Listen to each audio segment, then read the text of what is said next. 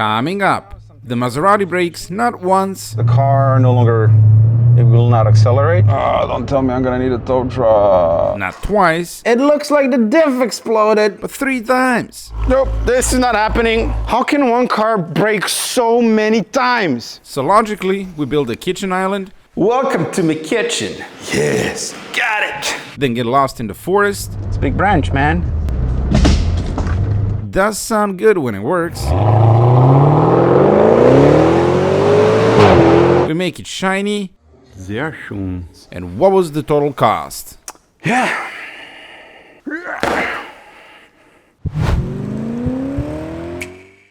Evening, and welcome to what should be the last episode of Project Maserati, aka where did my money go? In case you missed the last 48 episodes, I'm gonna quickly sum it up for you. I bought this thing on an auction. It has 300,000 kilometers or 187,000 miles. It came with a broken engine, and I fixed the said broken engine with a big bag of money. Then we went on a test drive, and the engine lasted 5 minutes on the Autobahn. Then I somehow managed to find nearly a brand new engine that's currently under the hood. So let's go and do some scientific stress testing on the Autobahn, and hopefully this time we can get at least 10 minutes. That would be nice. Wouldn't you agree? Espressito. So the one cup holder is bigger and one smaller for the espresso cup. We ended a previous episode with a check engine light, which turned out to be a rather easy fix. I just had to replace the boost pressure sensor on the intake pump, and poof, it's gone. So now let's go and blow up this engine. Here is the game plan, the plan of the game. We're going to do a little break-in period with this engine, as it is evidently brand new. I mean, I'm sure it was run in from the factory, but still, I want to slowly bring this engine back to life. So we're gonna go on the Autobahn and just treat it like a brand new engine. So we're gonna do mid-load, smooth pulls from like low end to 4,000 or 5,000 RPM, and then just coast it down. Basically just keep the RPMs moving. I wanna do that for at least a couple of 100 kilometers. Then we're gonna go back to the dojo, drop that oil, replace the oil filter, and then we're gonna send it. The additional good news is that today is very hot, around 30 degrees Celsius. That thing is incorrect. And we have no AC. I don't wanna recharge it just yet. I'll jinx myself, so we're gonna wait until we know for a fact that the engine is good. So my absolute favorite thing about this car is the exhaust. It is such a good exhaust. Okay, I wanna do manual. All right, accelerate.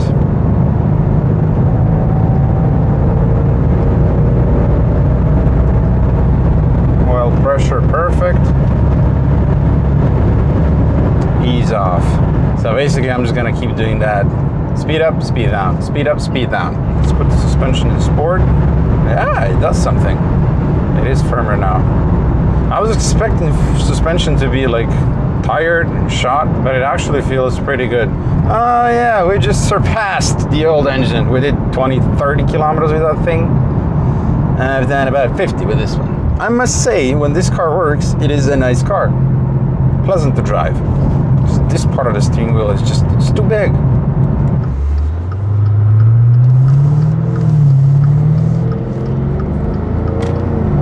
Ah, the exhaust is very good. That's the main reason why I bought this car, the exhaust, nothing else.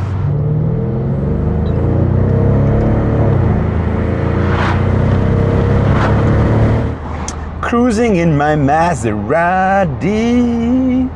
Oh, 9, man. Accidente.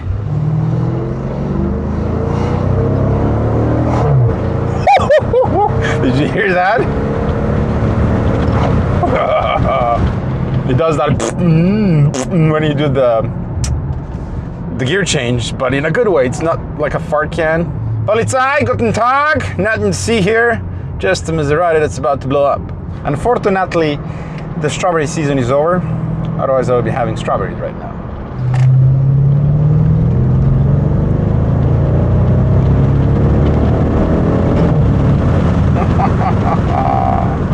Yeah, it is a good car when it works. And this is the thing, when I first started driving the car, before the engine blew up, I was really enjoying it.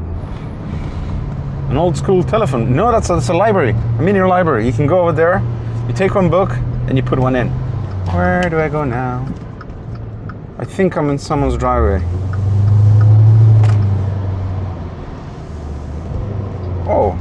Oh, Google, where are you taking me?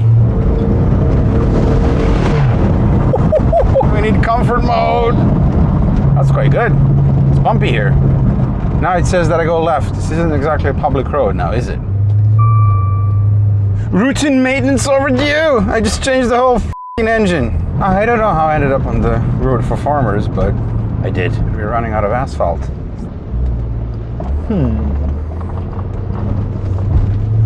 Google, this ain't a normal road. All right, we're plowing now with my Maserati. Google is out of its mind. I honestly don't know how we ended up in the forest, but we did. But I don't mind it, it is quite pretty. A muddy puddle. Let's go rallying! Or not. It's a big branch, man. He's on the windshield. Good thing this car has high ground clearance. Oh no! I ended up in someone's driveway in the middle of the forest. Don't tell me I have to go back all the way. Well, this is embarrassing. I gotta go see if I can move the gate and go through. And hopefully no one shoots me in the process. All right, we're not in America. It smells like cow shit and horse shit here. All right, now I'm gonna go through. Slight issue, I need a third person. Nope. Oh, maybe that's why they have this rope here. Yep, that's why. Okay, let's go quickly before anyone sees us. Go, Maserati, go!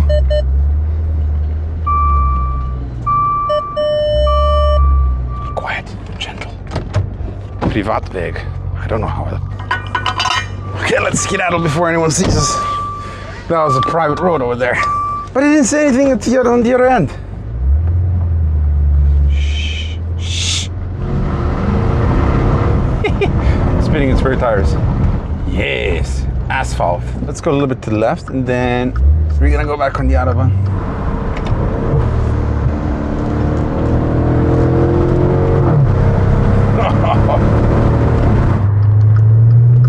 Okay, listen.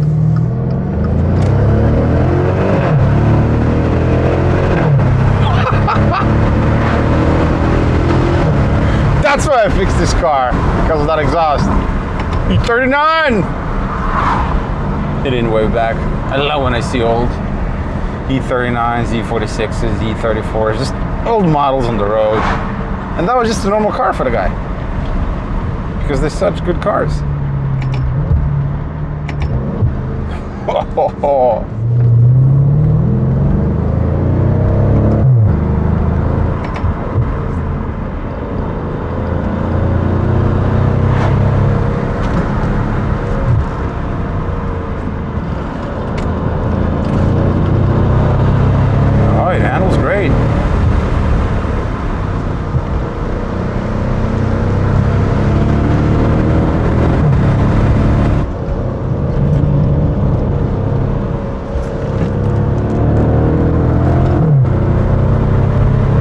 For a giant four-door, it handles really good, I gotta say.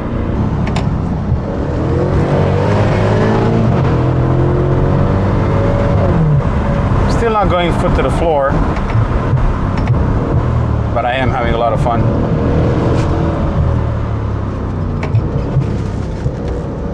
That's my apple dessert going left, right in the back seat.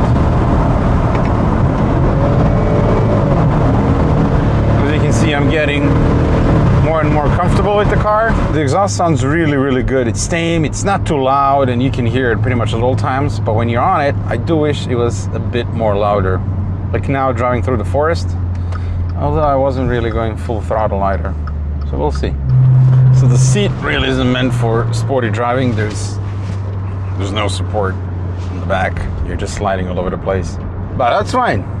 This is a Grand Tour car, long distance car. So I'm gonna do a bit more, then we're gonna head back and we should be around 200 kilometers. Then I'm gonna go straight to the local shop to have the AC recharged because this is getting ridiculous. And then we're gonna change the oil and go foot to the floor because I'm already quite comfortable with the car. The engine feels perfect, the transmission feels perfect. I didn't go wide open throttle yet, but mid-load and whatnot, it feels great. So I think we're safe to do some proper stress testing. We are back at the dojo. I just had the AC recharged. It's working beautifully. And I put a full tank of gas. One Maserati coming in hot. Let's get to the oil filtration device. I'm fully aware that this is an overkill, but I really don't want to take any chances with this engine. It has to last. It's in such good condition that no risks can be taken. There we go. Hot. Looks good. I'll inspect the filter for raspberries in a bit. Well, slap me silly and call me William. Not a single leak in sight. Yes! Here we are in the rear. The diff is completely dry. Nothing is leaking, which is great news. Further down the line, transmission, also completely dry. No leaks here. Rear main seal, perfect. And then around the engine, you can also see that nothing is leaking. Not even a drop of anything. This here is just when I was bleeding the coolant. And that makes me very happy. Safety goggles, you need them when draining hot oil. If you like having functional eyes. Jeez! Looks clean! It's coming out really aggressively. Ah! The pipe was hot. Liquid Mollist finest full synthetic oil. Oh, spilled a little bit, but I gotta say I like this design here. Here we go. About to hit the Autobahn and do some proper scientific stress testing. So, engine and transmission in sport. Suspension in sport. So let's see what this thing can do. Feel slightly nervous because of what happened with the previous engine, but this one should be okay. I mean, it works fine. I already did a little bit of stress testing and it was fine. Maserati.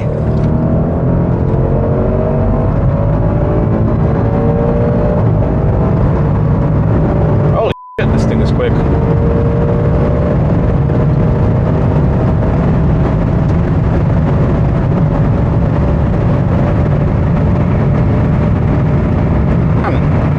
Pulls harder above 230. Wind noise is here. We have a warning light or something. Traction control. Damping system failure. Okay, let's pull over and see what the problem is. Now that the engine is good, the next weak link in the chain brakes. Life of a Maserati driver. It's a weird feeling, like I'm pushing the throttle all the way down and I'm just waiting for something to pop up on the cluster. That's not good ownership. Service trans, press brake when stopped. Oh, okay, good. All right, the Tron is... We have another message now, something regarding the transmission. The car no longer, it will not accelerate. Great, transmission temperature is fine. So 2 failures, dampers and the transmission. Doesn't really do much when I hit the throttle. Yeah, now it won't let me put it in park. Wouldn't it be great if I have to swap in the old transmission? I mean, that would be ideal. Because I really want to work on this car more. Transmission control, read codes. Output shaft speed, wheel speed, correlation, electronic stability, implausible data received from transmission control module. And this is the first time that this error is popping up, and it happened when we pushed the car. Erase codes, yes. Nope, it will not clear the transmission fault code. Oh. Don't tell me I'm gonna need a tow truck. It won't shift in gear. Oh man, this is great. Sunday, 3 o'clock. Instead of spending my time with my wife, I'm here, sitting in a broken Maserati. Why is that guy so angry? In a little Toyota Yaris or Micro, whatever that is. Okay, let's try to clear the code in the electronic stability code. Let's clear that. Erase. Okay, that one is now gone. That's good. Maybe it'll erase it now. Okay, the codes are now gone. Alright! The transmission decided to transmission. I don't know. I think at this point, let's go back on the Autobahn, see if we can recreate the code or just... So a really nice subscriber from Poland got in touch with me, and he has a shop and he's been working on these engines since they came out in 2012, 2013. so he has a lot of experience with them. The issue came back, and it is a particular issue that you can only have if you have the Autobahn. As soon as the transmission shifts from the 7th to 8th gear at high speed, the transmission goes into limp mode. Otherwise, it's totally fine. Ah, it's back! See, I could have sold the car now and everything would have been fine, except I have the Autobahn and I can properly test the car. And this is what I always say. If something is going to give and the car is going to break, it's going to happen on the Autobahn, high speed, at full load. It's the ultimate stress test for the car, to me at least. So whenever I test one of my cars after I fix them like that, I know they're going to be fine. And yeah, here you can see that it's not fine. I did some troubleshooting, checking various sensors and operation of the transmission using the diagnostic, and concluded that the issue is the software or programming of the transmission control module. As this engine and gearbox came out of a pre-production test car, it seems that the gearbox software is out of date. Now, on a normal car, this would be as simple as plugging in the computer and updating the software. But, this being a Maserati, the word simple is not in the dictionary. I searched and couldn't find any gearbox specialist who has the tools or the software to do this job. I then talked to the Maserati dealership, and the earliest appointment they could give me was in 3 to 5 weeks, and no guarantees they can update the software. This left me with the only option of removing the TCM from the old gearbox and swapping it in the new gearbox that's in the car. So that's what we're doing now. The TCM is conveniently located inside of the transmission.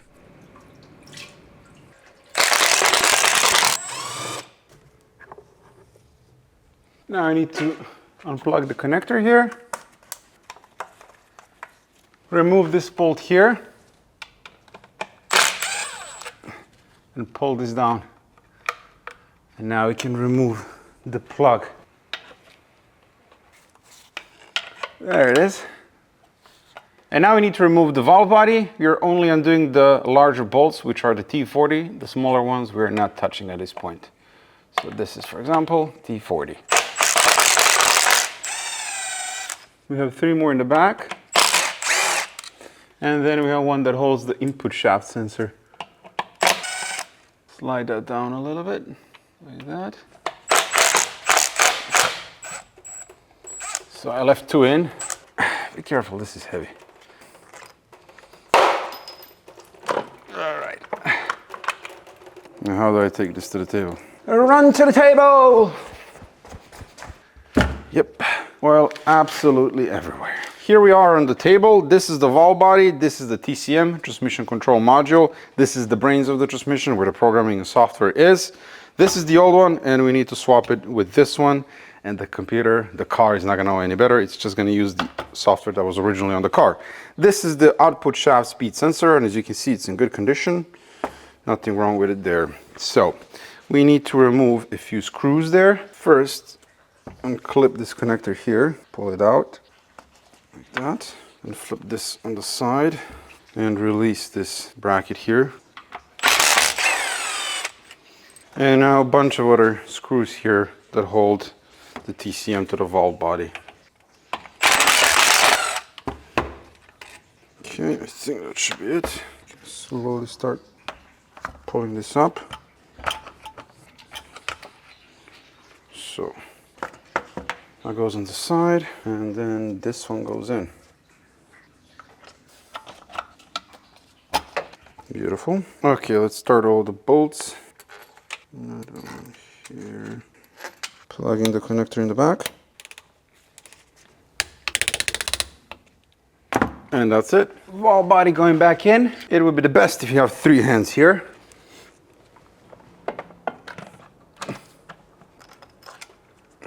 Okay, very good. Just make sure here it clipped in for the shifter linkage, otherwise we won't be able to shift into gear. Yep, that's good.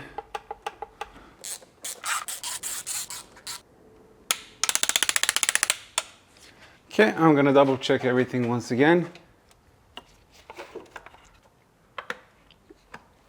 Let's push it in all the way and clip it in. And I've got the screw here. Now the filter, brand new original ZF transmission oil pan / filter, and correct fluid from Liqui-Moly Top Tech 1800. Clean oil pan going in with a lubed up O-ring, and I also used compressed air to blow it out because it was sitting loosely in the box. The torque speculation is 10 Nm and we're torquing from inside to out. Plug in the transmission. Very good. Start filling up the transmission until the fluid starts overflowing. I think I forgot to mention it, but the reason why we didn't change the whole valve body is because this transmission is obviously low mileage, like 3,000 kilometers, and the old one is 300,000 kilometers, so we just replaced the TCM. Yep. Now I'm going to start the car, shift through all of the gears, then the transmission needs to reach 50 degrees Celsius. Then we need to remove the fill plug, start filling the transmission until the fluid starts overflowing, then torque down that plug, and that's it. The transmission fluid level is correct, and we can hit the Autobahn and see if this operation was successful. I'm gonna do that off camera because I've already done this 3 times. Here we go again. I can already tell you that the transmission is behaving a lot better. The shifts are much smoother, it seems more refined, and that's because probably it has the, proper production software on this TCM. So you're gonna hit the Autobahn again, and I would be lying if I didn't say that I have a bit of a PTSD with this car. It seems that every time I try to push it, something gives. So let's see. Here we go.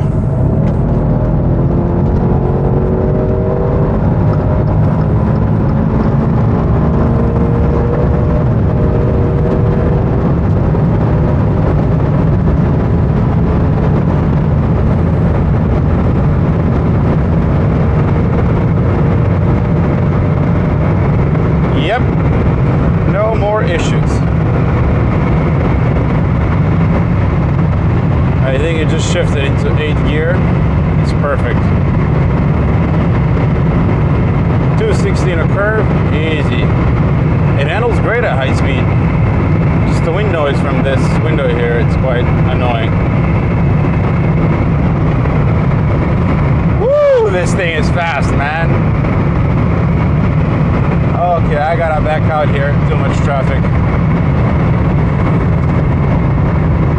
But man, this thing is flipping fast, like properly fast. Let's see manual mode. Shift it into 8th. Yeah, good transmission. Yep, it's a rocket. Brakes are really, really good. Just too assisted, too electronic to me. The main thing that I've noticed now at high speed is that it's really noisy inside the cabin. You can't hear the exhaust at all. You're just hearing wind noise and road noise.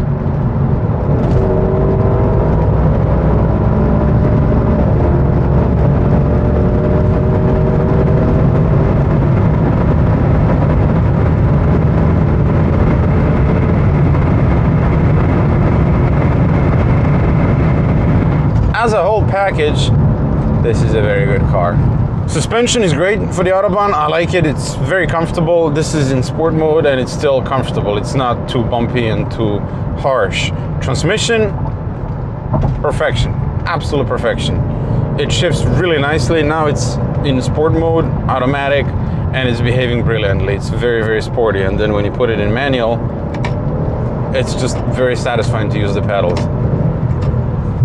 So definitely a nice car for long distance journeys. There are squeaks and rattles in the interior, which is quite annoying. This seat is vibrating, that door panel, something's rattling in there. Here as well a little bit. The quality of the interior is not on par with the price tag of the car.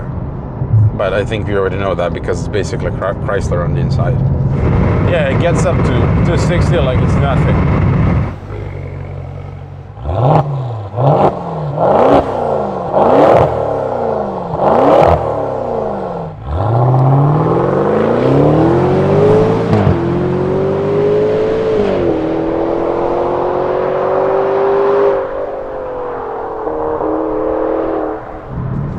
I love this transmission, I really, really do.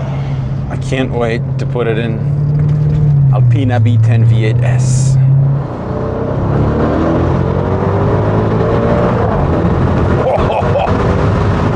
It is, it's really fun to drive, I gotta say.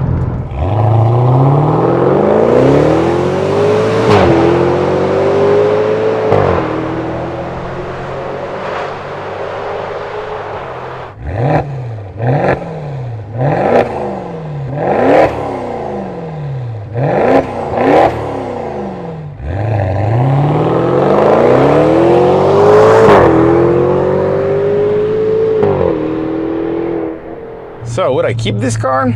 Actually, I wouldn't mind having it around, but the fact is I prefer my M5s. Simple as that.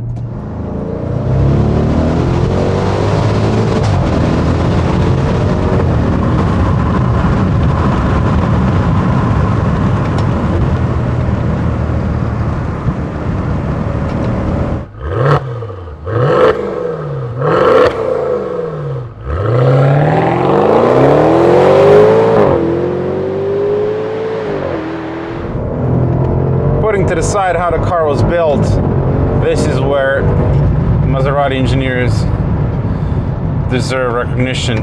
The car handles amazing, it drives amazing, it sounds unbelievably good for a turbo car. I've never heard a turbo car that sounds this good. And look through the corners, it's really, really nice. But great car. Great car. I like it a lot. It did torture me. It properly tortured me. But great car, man. 300,000 kilometers. Well, the chassis, that is. The engine is brand new.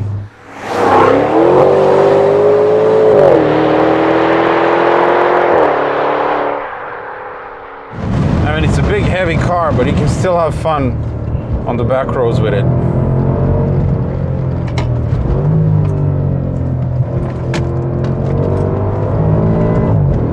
See, it's fun because of the transmission and the engine and the way it handles.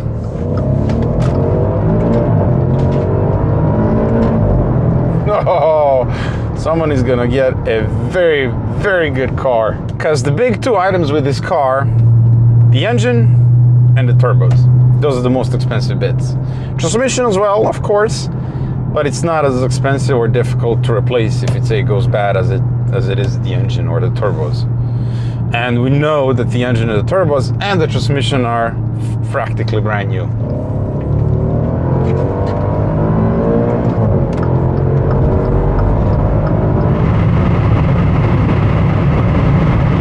Right, and that leaves us with the last step. Let's go and get this thing detailed. I just parked the car and I was walking by when I noticed something. See it? There? That's an oil leak. And stress testing was indeed successful because another thing broke. I swear, this car is made of mozzarella. Look at this. Boom. It looks like the diff exploded. Yeah. Okay, let's get it on the left and see how bad it is. I gotta say, I'm really shocked that something broke. Normally that never happens with this car, you know? Haven't had any issues so far. It's been robust. Again, stress testing, and when a car can't handle 260 kilometers plus, I don't know what to say. At least it's not the engine. Right side to everything. Well, hello there, Coco. What did explode here? It looks like the output shaft seal blew out. That's where the oil is coming from. It's not the drain plug, it's not the fill plug. It's that seal. Fantastico. That is amazing, my friends. That is amazing. There was nothing there. I had the car on the lift when I did the oil change. There were no leaks here. But if you remember, the diff was wet when the car first came here, but it wasn't as violent as this. So the seal finally gave up. I mean, this should be a fairly easy fix, but it probably won't be. Because, I don't know, I have to look up how to do this, but if I'm being honest with you, I am probably going to replace the entire diff. Because I'm hearing some clunky noises from the back, and I think it's from the diff. The diff has 300,000 kilometers. So I'm gonna see if I can find a used one to swap in with lower kilometers. I think that'll be better, because I am hearing something from the rear end, and I spoke to that nice subscriber that told me that sometimes gears inside of the diff can wear out. I mean, it's not terrible here, it's not like knocking loud, but it doesn't feel right in the back end. So let's jump online and see if I can find a used diff for this thing. Stupid rain! It was beautifully sunny earlier, 25 degrees, and now it's shit. Hey! Come closer. In this box here is a baby.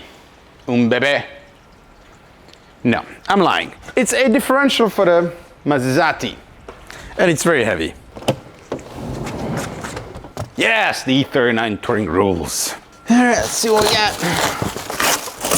Bonjour, monsieur.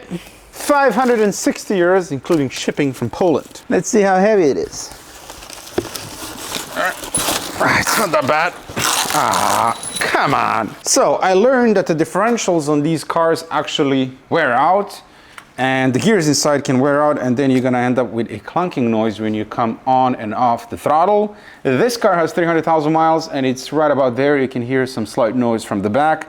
So I'm gonna use this oportunidad and replace the entire diff. This one has supposedly 70,000 kilometers, and this one, I think I already said that, 300,000. So you're gonna replace the entire diff and not just the seal on the side. It wasn't terribly expensive. I mean, it wasn't super cheap, but for a Maserati, a used diff, that's not terrible. And it's going to be nice to have a low mileage diff for the next owner. We need to remove the exhaust and the drive shaft for the 15th time, and then start working on getting the diff out, which is going to be fun because it doesn't have flanges here that bolt to the diff, but you need to like pop them out.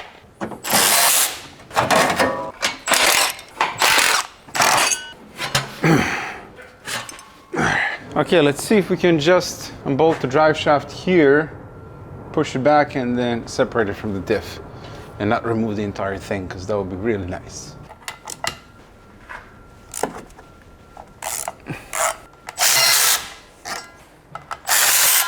Let's see if this is gonna work.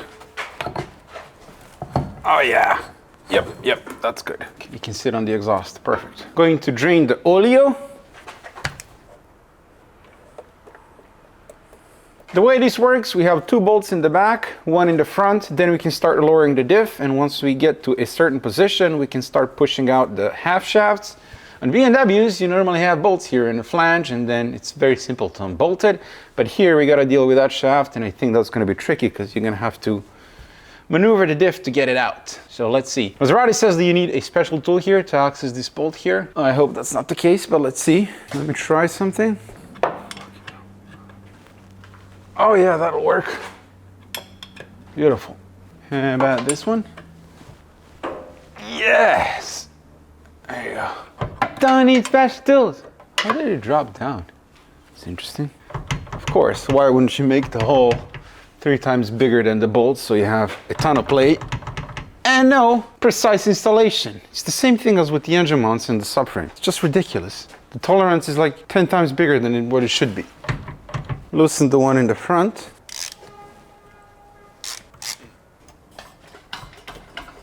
All right, now I can get the bolts out.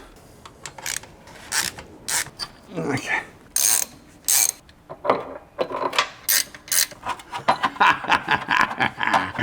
Yeah, you can't remove this bolt here all the way. Doesn't matter, we don't need to remove it all the way anyway. Coming down. So now, somehow magically, we need to get this out. How is this supposed to work? So basically, I need to push the diff to that side and then get this out, right? Almost a bit more.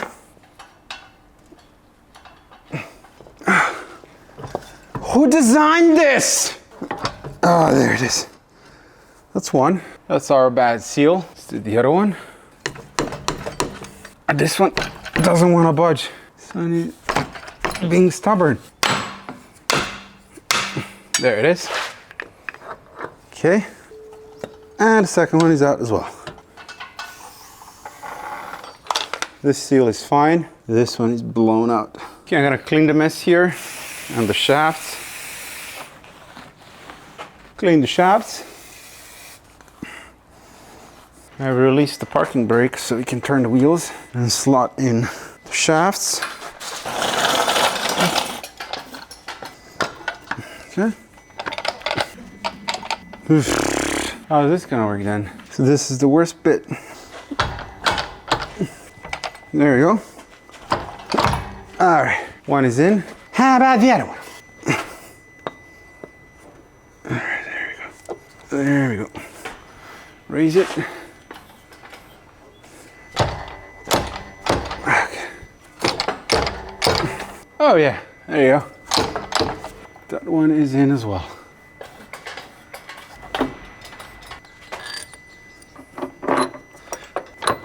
There it is.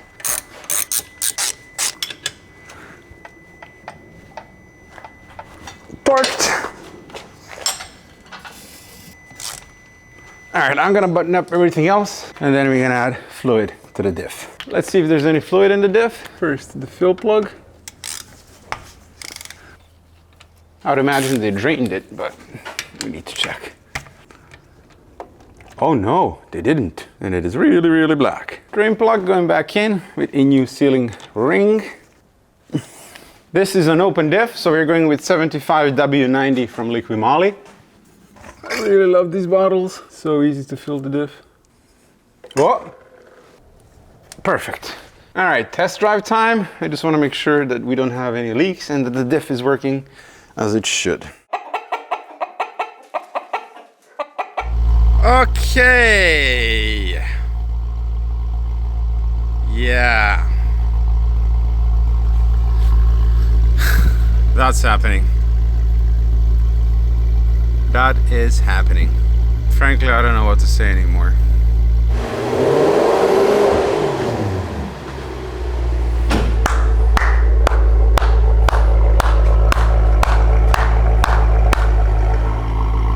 You gotta be kidding me. I don't believe this. Nope, this is not happening. Nope, nope, nope, nope, nope, nope. I'm dreaming, I'm dreaming. Snap out of it. Car, car, car, car.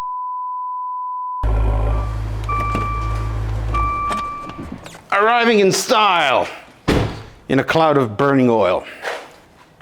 Just in case you're a little bit confused as to what's happening here, and this is gonna come to you as a shock, it's broken. Again, for the 57th time. Honestly, I'm not even over-exaggerating anymore. I don't know what to do with this car. This is... How can one car break so many times? How is that possible? Right now, the engine is heavily, heavily burning oil. And I don't know what happened. We did stress testing, as you saw on the Autobahn. I did 280, 290, everything was fine. There was no smoke from the exhaust whatsoever. Then we came back to the shop, I parked the car, and that's when I saw a puddle of oil underneath of the rear of the car and oil everywhere on the exhaust and whatnot. So I turned the car on and there was a cloud of smoke coming from the back, but I didn't actually walk out to see where it's coming from. I just assumed it's from the diff because the oil was on the exhaust, it was burning off and creating a big cloud of smoke. I replaced the bad differential, started it now to go for that test drive, cloud of smoke. So either the engine is bad, we need to do a compression test, or one or both turbos are bad. Because the car has an X-pipe and both exhausts come into an X-pipe in the middle where they connect, so you can't tell which turbo would be bad. It's gonna smoke from both sides. So let's go underneath of the car and see if we can find any oil coming from the exhaust from the turbo. So here's what we have. The turbos are oily. That's the right side, and this is the left side. You can see that it's covered in oil. And then if you look after the cat, where it connects to the X-pipe, so it's joined here, there's a ton of oil right over there. And on the other side as well, this is all oil. So the exhaust is, yeah, full of oil. The turbos are dumping oil in the exhaust, and that's why we have heavy smoke from the back. It's the following day, and I had some time to gather my thoughts, and I've decided that I completely lost interest to work on this car. I can't even begin to describe to you how much desire I don't have to do anything to this car other than to set it on fire. So I think the next logical step is to build a kitchen island. You're probably thinking, haha, good one. He's kidding, right? No, he ain't. We're moving apartments and my better half wants a kitchen island, so she's gonna get one. So let's get to Project Rottweil, my 400 plus horsepower grocery getter. Got some wood here. A circular saw. This beautiful piece of wood is going to be the base for our kitchen island. It's going to sit on this. I'll explain everything as we go, but first we need to cut it to size.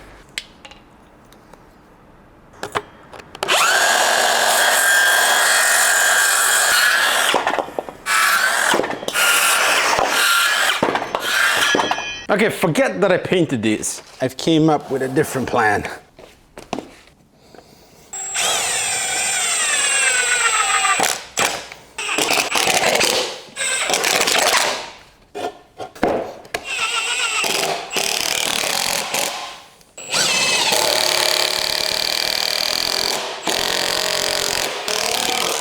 Such a professional here. We're gonna use wooden strips, white ones, to cover up the sides, and we're gonna use Velcro to attach it.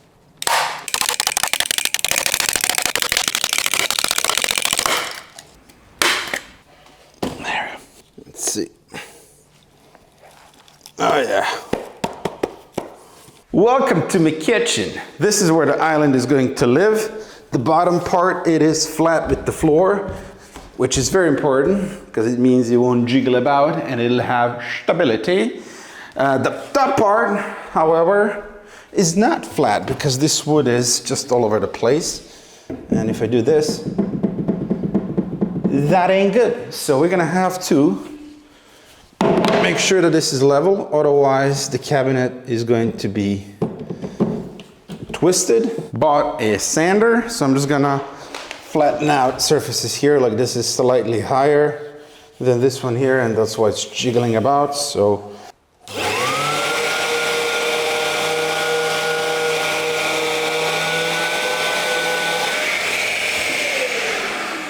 perfect.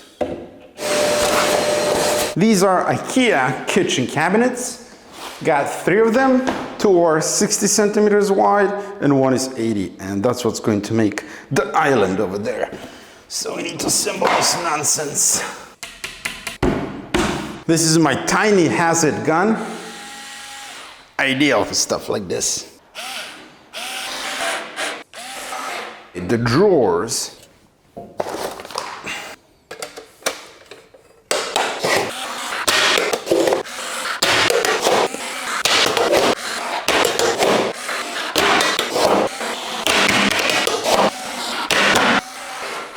So the dealie on the deal with these cabinets is that they don't have a back side, only this flimsy garbage, which, as you can imagine, is not ideal for an island.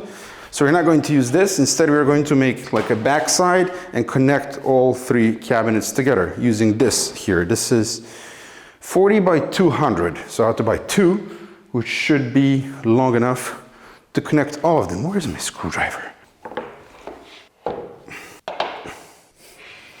We're going to use these brackets here to connect the back side with the cabinet.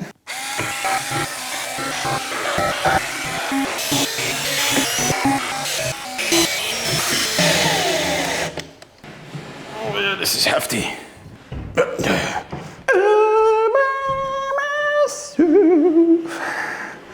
Yes, got it. And our piece de résistance.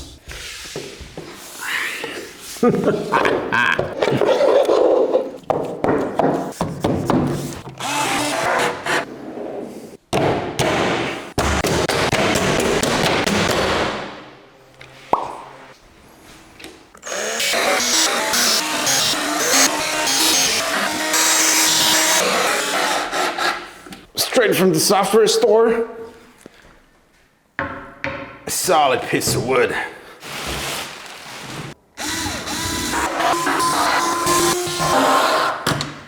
And there you have it. This thing is sturdier than Sturdy Johnson. The lady at the software store told me to use this on the top oil, high solid. So we're gonna treat the working surface. So just gonna rub it in. She said 2 layers. And that's the kitchen island done. Very happy with this. Turned out a lot better than what I was anticipating, given that I've never done this before. But the cabinets came together beautifully. Everything opens and closes nicely, smoothly, you know. It lines up, the tabletop looks good. Also, it's a little bit longer on this side for, you know, bar stools, which is a nice feature. Now I just need to find some corner covers to cover up that gap over there. Pretty sure I can find something in the software store. Apply another coat of that oil and then push this up against the wall and run some electricity here. So the wife can plug in, you know, a hairdryer, a jumbotron, just regular kitchen appliances. It's several days later and I had some time to think, and I'm pretty sure I know what the issue is. The oil dipstick on the new engine is not the same as the one on the old engine, and the engine is overfilled with oil. Let me show you. On the left is the oil dipstick that came with the new engine, and on the right it's the one that I just removed from the old engine. You can see that I have them lined up at the top, and if you come all the way down, you can see that the one that came with the pre-production engine, the max dot, the mark, it's much higher than the one on the old dipstick. And naturally I have the oil pretty much close to max there. And that means that the engine is overfilled by maybe half a liter or a liter of oil, and that there is our issue. I found a post on the Maserati forum where one guy had the exact same issue with this exact car when the dealership overfilled his engine. It was burning oil like crazy. Every time he would start the car, like tons of blue smoke would be coming out of the exhaust. And they overfilled that engine by just half a liter. And I think here we have even more. So let me test the new dipstick.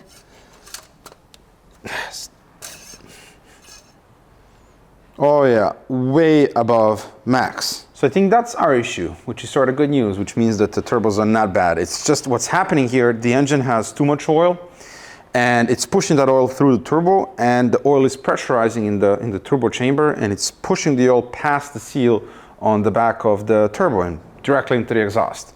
So what we're gonna do now is remove about 1 liter of oil and then start the car and just wait for that stuff to burn off, and hopefully we'll see it stop. And we don't need to replace the turbos. Because again, it didn't make sense that they went bad that quickly. They look brand new. All right. It's gonna be this one, nope. Here we go, here we go.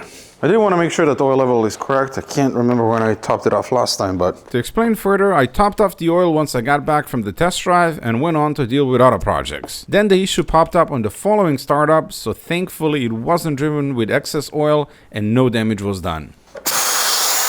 Okay. I can see the oil level here, so we'll remove about 1 liter and then recheck the level again, and hopefully that'll do it. We are about there. Still don't get it. Why would the dipsticks be different? Why? Got a liter out, slightly over a liter. And now the oil level is right smack dab in the middle, and we removed slightly over 1 liter. So it was definitely way overfilled. And I don't quite understand why would the dipsticks be different. I thought I was doing the right thing by making sure the oil level is correct. Turns out I was overfilling the thing. Good thing I remembered to check the oil dipstick.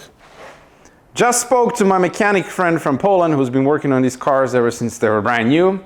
And I thought the oil dipstick had something to do with the fact that this engine is pre-production, so it's different or whatever. Turns out, no. Maserati had a recall for the oil dipstick because it's showing wrong oil level and people were overfilling engines with oil. From new.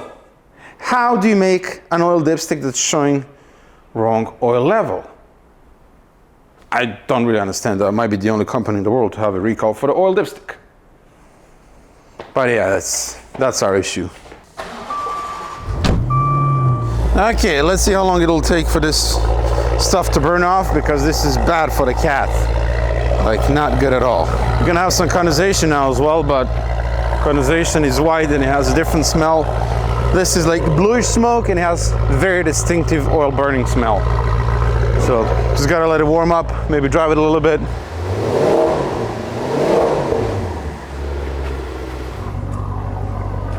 Here we are.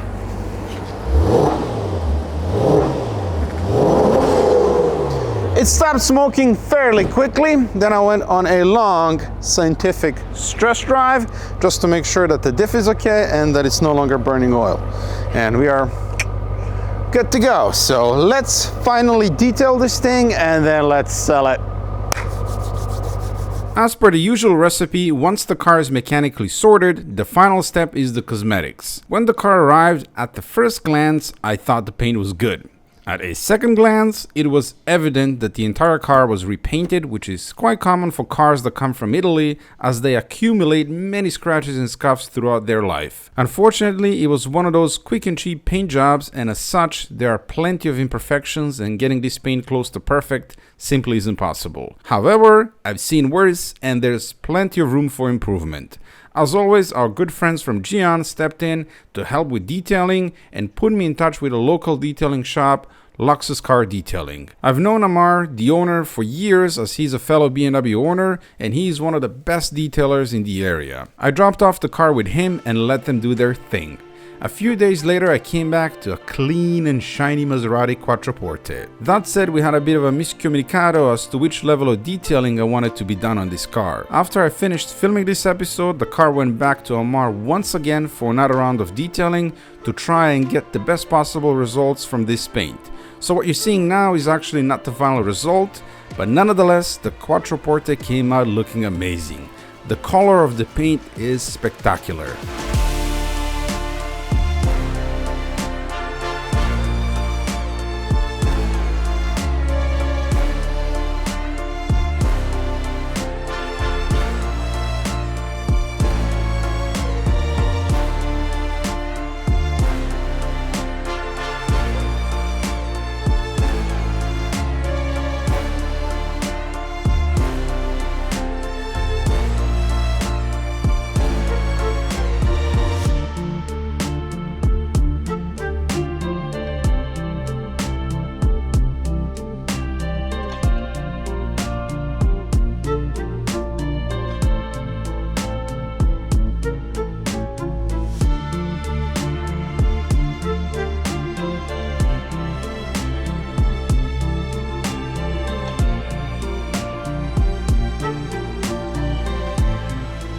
So, what is the total cost of this project? Well, we have the breakdown right over here. I couldn't afford a whiteboard because I own a broken Maserati, but I know you can't tell because I've precisely cut this piece of cardboard to size. I paid 18,500 euros for that thing on the auction. With fees, some other nonsense, and shipping, it came out to 19,870 euros for that broken piece of cheese to land in my yard. From there, we had the first batch of parts from Mass Parts, 3,787 euros. Cam variators, bolts, gaskets, timing chains, and guides, and so on. 90 euros on coolant, 274 euros on oil filters. I went through a lot of them. 578 euros on O2 sensors, lambda sensors, flex joint, filter, and some other stuff. 1,236 for brackets. 1,077 to refurbish the wheels. Tires, free from Michelin. Thank you very much, Michelin. 204 euros for wheel caps and ground cables and some other stuff. 1,400 euros for used turbos that I got in Poland, and 480 euros to service them. 282 euros for the data sheet, which we needed for the tooth inspection, which was 150 euros. 57 euros for the floor mats, which I never used. They're sitting in the box right over there. 180 euros for 2 transmission filters. We had to do that twice, remember? 550 euros for shipping. This is the used engine that I bought from Poland that was bad, that I had to ship back. Lost 550 euros in shipping there. 5,340 euros for the used engine and the transmission that's currently in the car. That right there was so lucky. That was a steal. Incredible deal of the century, because normally engines for these cars, they go from 10 and then up. 12, 15, 18, they're all over the place. And this one is brand new, as we established. So that was incredibly lucky that I managed to buy it for that price. And now I need to sell the old engine and the old turbos and the old transmission, which I'm probably never gonna sell to anyone because no one buys these cars. 560 euros for the used diff, and finally 850 euros for the windshield. There's a small chip in the corner that now turned into a massive crack, so I gotta do that as well. Wonderful, isn't it? So what is the total? Well, here it is. 36,965 euros, so 37,000 euros, or 40,504 dollars, or 30,951 British pounds. Yeah.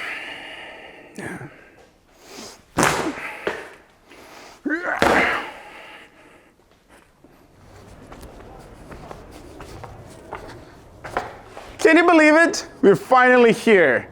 Maserati Quattroporte GTS is finished. There were moments where I thought that this moment would never come, yet here we are. So what's next for the car? It's sale time. Obviously, you saw how much money I have invested in this thing, and it's time to get some of that money back so I can put it towards other things. The asking price is 40,000 euros, which I think is quite fair and reasonable given the amount of work that I put into the car and the condition that it's in. In Europe, they start at around 35,000 euro. The good one starts from 40. And this one, well, it's absolutely stunning and beautiful spec. The color, I love it. It's truly beautiful. Then you have the interior, but most importantly, mechanically, it's really, really, really solid. We have a practically brand new engine in there, factory brand new engine, brand new turbos, brand new transmission, brand new brakes, tires. It looks beautiful, it drives beautiful. So someone is gonna get a lot of car for the money. And with proper maintenance and regular oil change intervals, I'm sure this thing is gonna do another 300,000 kilometers. So if you're interested in buying this thing, shoot me an email and let's see if we can make something happen. I will say this project was a bit of a torture, but this doesn't mean that I hate the brand or hate the car. I don't like the way it was engineered and the mishmash of Stellantis and Fiat parts, but credit where it's due, Maserati engineers did the best they could with, what they had. It's wicked fast, it drives beautifully, it sounds absolutely amazing. So as a whole package, this is a great car. This will not deter me from getting other car brands in the dojo. In fact, I would love to have the previous generation of the Quattroporte GTS QP5 one day. It's not anytime soon, but at some point. And also, I already have some other plans of some other projects that we can do that are not Beamers. So that's one project wrapped up. Now I can focus on 456 others that I have. And with that said, thank you so much for following along, for always supporting my endeavors and stupid purchases like this. I really appreciate it, and I'll see you in the next one. The next video is going to be on Project Rottweil with supercharged E39 Touring, or maybe E31, or maybe E46. I don't know, or maybe even Alpina. See ya! Ciao ragazzi!